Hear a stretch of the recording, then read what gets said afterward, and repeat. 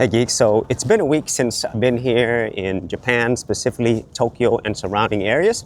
So I'm going to be giving you my real, just simple, raw thoughts about being here in Japan for the first time. And just to give you some context, this has been a dream of mine since I was a little kid to come to Japan. And if you grew up watching animation or reading manga or comic books, or just the whole Japanese culture, I think you'll understand why it's always been a dream to come here. But now that I'm here, reality has set in a week. And let me give you the pros right away.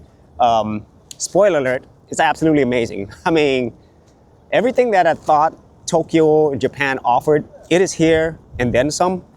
And only being here a week, I'm just absolutely overwhelmed by how much Tokyo and Japan has to offer. And at the same time, even though it is absolutely massive, the Tokyo metro area, I think there's more than 14 million people, it still feels small in some ways, depending upon which part of Tokyo, depending upon which districts that you go to, it can feel smaller, which is kind of odd because the vast majority of places here in Tokyo and surrounding areas, they're massive. You know, there's hundreds of thousands, 1 million plus people here. So it's kind of weird. And I don't know how else to explain it unless you actually come here. And for some people, they might feel it's big everywhere, okay? And so that's the first thing. The entire experience here has been amazing. And then second to go with that is the food. This is absolutely the best food that I've had in any country that I've been to. The food here is just such high quality. It's very, very consistent. It's very clean. And another thing that absolutely shocked me is the price of the food, because I kind of knew that Japan was going to be expensive, but what I did not expect, I mean, shockingly so, is the simple fact that the cost of food here is really, really good. I mean, you can get a full, delicious meal with sashimi, with fish, soup, all types of stuff for like $11 to $12, even during dinner, which is absolutely insane. And I think my favorite food is ramen, and obviously sashimi as well, but ramen is my favorite. And typically, I'll be able to get a really good bowl of ramen from 1,000 yen and sometimes like 800 to 1,000 yen. So that's approximately like $6 to $8, which is insane, and it tastes absolutely delicious. And then some other pros, just thinking off the top of my head, is just the variety. I know if you're in the Tokyo metro area, things might seem the same.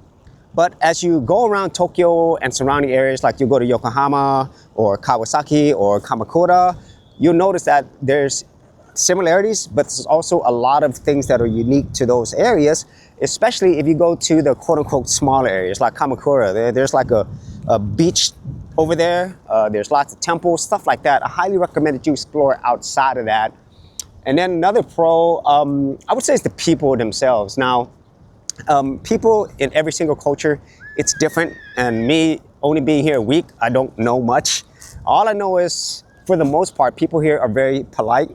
They're very kind and they're very respectful. But at the same time, you know, you got to be careful. Just because they seem polite doesn't mean that things that you're doing are, you know, disrespectful. So you kind of have to learn as you go, but it's better to err on the side of being respectful versus being disrespectful. Okay, so I just want to put that out there. And the quality of service from the people working here, it's top notch. Really, really amazing. I think a lot of people here in Japan, they do take pride in what they do and how they deliver it. And I think this is probably some of the best service I've experienced anywhere. And then other things that I really love about Japan, it's just a simple fact that there's just so much to do. There's so much stuff for almost any type of personality. You know, if you are somebody who is a gamer, you love manga, you love comic books, you could go to Akihabara, you know, see the maid cafes, which is awesome. And then if you want more of like adult entertainment, you know, you could go to the Shinjuku area and then Kawaguchi district, if I remember correctly, the quote-unquote red light district. That's another place you could go. And then if you just want to explore Tokyo Metro, you could come here, which is where I'm at right now. And then if you go outside of it, you know, like I said, you could go to Kamakura, you could go to Yokohama. There is like an amusement park there. And then also, if you go outside of that, so at the time of this video, I haven't done this yet, but go to like Kyoto or Osaka. And so there's so many pros that I can think of just being here this first week, and it kind of like fulfilled all of my dreams. Now, some of the cons, and for some people this might not be a con, but the first thing is this is a pro and a con, okay? The subway system, the public transportation is world class. So that's a huge pro. You could practically get anywhere in and around the city on a train, and even outside of it. The bus systems, all of it is top notch. But the con is it is very expansive and can be super, super complex, okay? Especially if you're not used to taking it. Now, if you're used to taking public transportation system, train system, it might be easier for you, but honestly, it is a very, very complex system, so you could easily get lost like I did. And so it's a big pro, but it's also a big con as well. And then the other thing is the time of the year that you come. So I came here in January, coming from Southeast Asia. I actually came from Laos over to Japan. Huge, huge differences in climate, and it's cold. It's been cold this whole time here. It's like mostly like breezy cold, windy cold.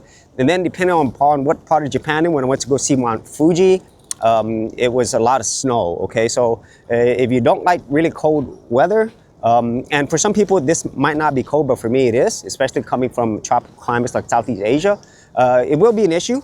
However, there's so many stores and shops here. My favorite is Uniqlo. Just come here and buy the clothes that you need, but that could be a con, especially if you enjoy being outside and exploring and it's just simply cold. And then I would say the final kind of con is the simple fact that the Japanese culture, okay, even though there's so much to love and appreciate, it might be a culture shock for you, okay, especially if you're coming from a place like United States, where you're just used to like being very outgoing or just talking to people. Here in Japan, as far as I could see, it's not like that, okay, at least from what I'm seeing now. If you just randomly go talk to people, they'll be polite, but they're probably not going to be as open, especially if they don't know you. Now, for people who know each other, that's no big deal. But for me, that's kind of a challenge that I've had. And also, obviously, Japanese, you can use Google Translate, but a lot of times, you just try to do the best that you can. And so this is really different from when I was in Southeast Asia, where people were, I would say, more open just to talk to, and that's just more of a cultural thing, okay? And so those are like my thoughts on being here in the first week in Japan, Tokyo and surrounding areas. Bottom line, this is an amazing, amazing experience. And honestly, even weeks or months or a year from now, if I try to stay here longer, I'm probably still gonna have the same opinion. If you've never been here, even if it's not a dream like what I had, I highly recommend that you come here to Japan. So if you actually had any thoughts on this, be sure to leave in the comments down below, and I'll see you on another episode.